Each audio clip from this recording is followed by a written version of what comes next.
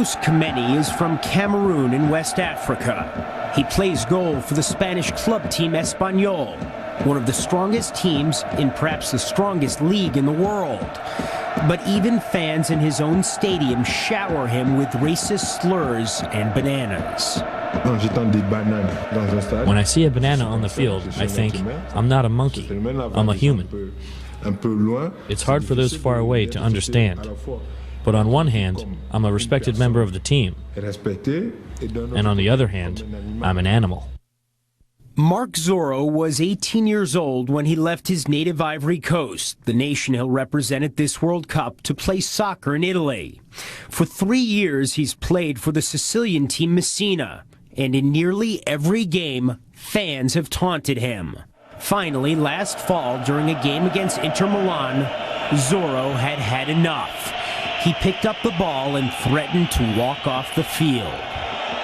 2 players from the opposing team rushed to Zorro's side, imploring him to stay on the field and the fans to stop. I couldn't take it anymore. What I did was instinctive. They were in my head. My head was so full of what they were saying, I couldn't concentrate on the game. And I couldn't go on like that. And I had to pick up the ball.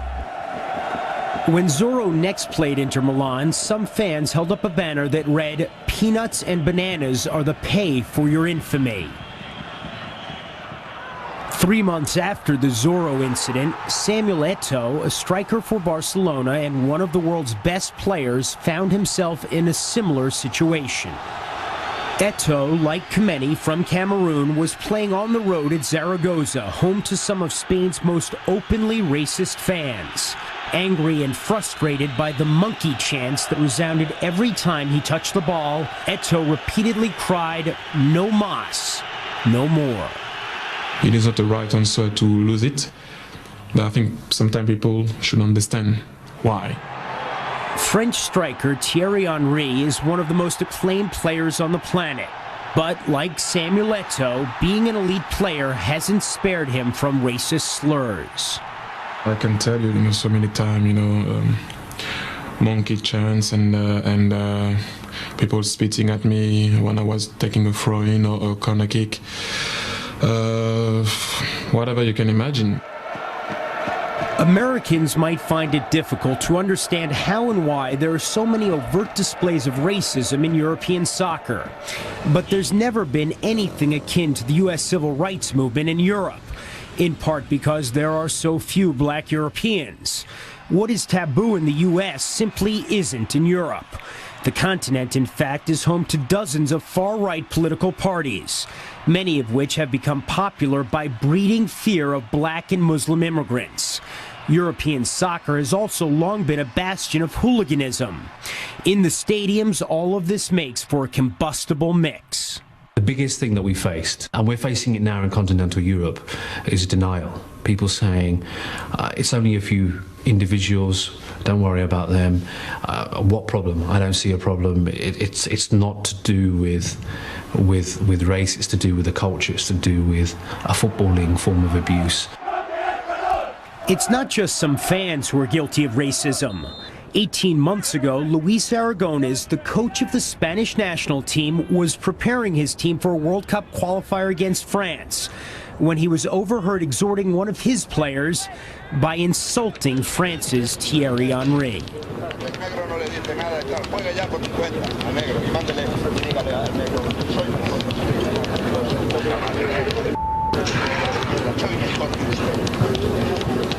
To be honest, the first time I heard it, I thought it was a joke. One of my teammates came up in my room and said, "Did you see what Luis Aragonés said about you?" And I said, "No, and then told me what he said, and I went, come on." He said, no, it's on TV, they have it on TV. I said, how can they have that on TV? And I put the TV on, and there it was. I was speechless. The Spanish Federation fined Aragonés $5,000. He will be coaching Spain this month at the World Cup. Aragonés continues to insist that he has done nothing wrong. I cannot understand it. When I have gypsy friends, black, yellow friends, this is not me. It has nothing to do with me. What happens is that it is done to bother the football player. It's also done with fatness. They call them fat. It's the same.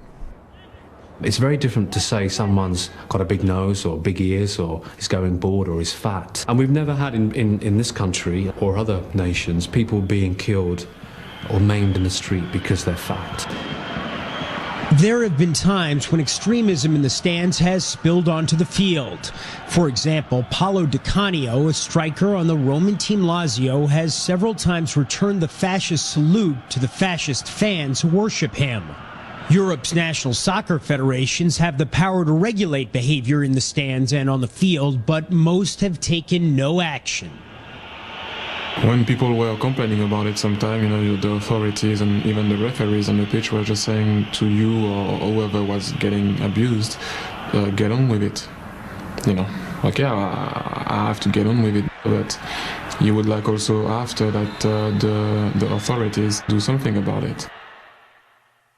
A year ago, Henry did something himself. In conjunction with Nike, he launched a star-studded TV and print campaign in Europe urging fans to help fight racism. Stand up.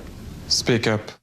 So many people, close their eyes on what is happening right now and don't want to talk about it because it became a normality.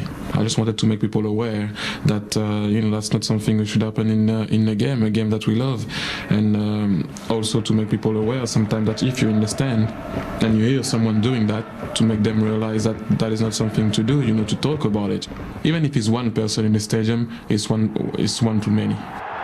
Seeing someone who is possibly the world's best player to say, no, this is wrong, I don't accept this, is very, very significant. But it's a balance, it's not their responsibility in 2006 to be taking on these types of battles. There are people paid lots of money to run the game, to make sure that that's done in the most efficient way and ensure the welfare of everybody.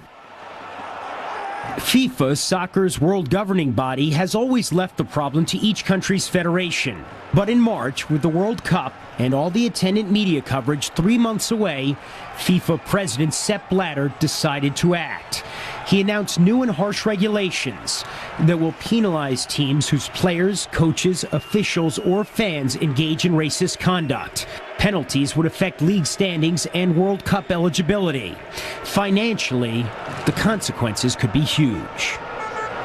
There have been a lot of incidents, certainly the last few months, but this has been going on for years. Why hasn't the problem been addressed before? Because the national associations or the leagues, they haven't done their homework. But now they will be obliged to do so, and FIFA will have not only let's say the right to monitor it, but the right to intervene if the right actions are not taken. And we will do it. We will do it. During the World Cup, the new regulations will apply to players, coaches, and officials, but not to fans.